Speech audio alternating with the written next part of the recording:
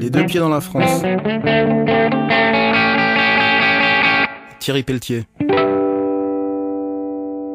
C'était un café-théâtre, un vrai.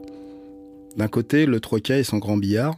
De l'autre, une salle de théâtre-cinéma à l'ancienne, une centaine de places, qui programmait pas mal de concerts. Le Citéac, ça s'appelait, et ça se trouvait dans une longue rue peuplée de proles, d'arabes et de vieux, la rue Oberkampf. Ils étaient deux à faire tourner le Barnum. Le patron, un petit brun, surveillait la caisse à l'entrée du théâtre. Un gros chauve servait au bar. Une porte communiquait entre les deux espaces. C'était un jeu d'enfant de resquiller et de se taper les concerts à l'œil. Nous y avions établi nos quartiers, Serdar et moi. On regardait les grands jouer au billard et s'engueuler. On se sentait chez nous. Un dimanche après-midi de printemps, Gringo le redoutable s'était embrouillé avec deux Delmo à la sortie d'un concert. L'un d'eux lui avait, paraît-il le vilain, marché sur le pied. Les méchants garçons permanentés avaient voulu jouer les braves, mal leur en avait pris. Pendant que Fuck en raccompagnait un à coups de botte allemande, le second, après s'être mangé une magistrale mandale, tournait comme un fou autour d'une caisse pour échapper à Gringo qui ne voulait pas en rester là. Gringo, c'est pas le mauvais gars, mais faut pas le fâcher.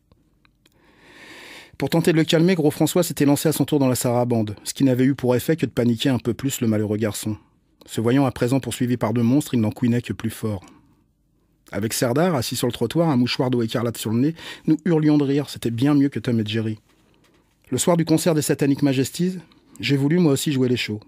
Je suis rentré par la petite porte pendant que les autres, comme d'hab, s'arsouillaient en jouant au billard. Dans la salle, il n'y avait que des 60s, à pompe pointue, veste et cheveux, accompagnés d'une palanquée de jolies nanas. Je faisais tâche avec mon jean bleaché, ma brosse et mon pull jacquard. J'en étais fier, et tout bourré que j'étais, j'ai commencé à faire chier, à gueuler des conneries entre les morceaux, réclamant une contrebasse ou conchiant leur musique de tarlouse. Je me suis pris 2 ou 3 gars sur le paletot d'un coup. On a roulé sur la scène. J'ai entendu un drôle de bruit, j'ai senti le sang couler. Je m'étais fait ouvrir à la gorge tout près de la carotide, ça pissait bien. J'ai réussi à filer de l'autre côté et à prévenir les copains. Avec Didier Asphalt et Alain Vampas, on a été chercher une batte dans le coffre de la Renault 14 et on s'est posté à la sortie du concert. Je n'avais rien vu, j'ignorais qui avait pu me faire ça. Alors on a demandé aux gars qui sortaient. Curieusement, personne ne s'est dénoncé. Nous avons mis assez longtemps à nous rendre compte que nous avions l'air un peu cons, que si les flics passaient, on était marrons, et surtout que je continuais à paumer pas mal de sang. Les copains m'ont escorté jusqu'à l'hôpital Saint-Louis. Pendant que je me faisais recoudre, ils ont mis le dawa dans la salle d'attente des urgences en organisant des courses de fauteuils roulants. Serdar, plus malin, en a profité pour chouraver une pile d'ordonnances vierges. Nous n'avions plus qu'à les remplir à la main ou même avec les pieds. Le pharmacien qui trônait place Pigalle entouré de colonnes de boîtes de néocodion n'était pas bien regardant. À nous les merveilleux d'Inintel. Auréolé de ma gloire toute neuve, je retournais souvent au Citéa, toujours plus déchiré, toujours plus chiant. À tel point qu'un jour le serveur chauve en a eu marre et a menacé de m'en coller une. « Mais t'es tellement gros que le temps que tu fasses le tour de ton comptoir, je serais déjà loin, gros tas de merde », que j'ai lancé hilar à la cantonade. Il a fait le tour, le gros, armé d'un beau gourdin. J'ai détalé comme un lapin. Il m'a coursé presque jusqu'à Ménilmontant, il avait l'air vraiment fâché. Les copains ont bien rigolé, en attendant j'étais tricard. Bien des années plus tard, je traînais mes sacs de course sur un trottoir de Belleville quand un taxi a pilé à ma hauteur. Un gros type chauve s'en est extrait, m'a foncé dessus et m'a pris dans ses bras.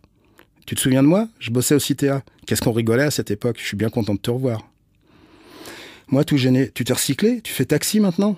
Bah ouais, pour les mêmes raisons que je faisais barman, purement alimentaire. Ma passion dans la vie, c'est l'opéra, le bel canto. Je chante depuis toujours, mais pour en croûter balpo. N'empêche, je repense souvent à cette époque, à toute la bande. C'était le bon temps. Il a filé après m'avoir claqué la bise, me laissant tout con sur mon bout de bitume. Quand par hasard et par erreur, je passe aujourd'hui rue Oberkampf, le long de ces rats prétentieux, chichiteux, qui dégueulent leur troupeau de pingouins consommateurs de caipirina, protégés par des molosses à oreillettes, je me dis qu'il avait raison, le gros. C'était le bon temps quand on traînait nos lattes dans cette rue. On y faisait régner une certaine harmonie avec nos joies simples. arteradio.com. C'est bon, on s'en branle.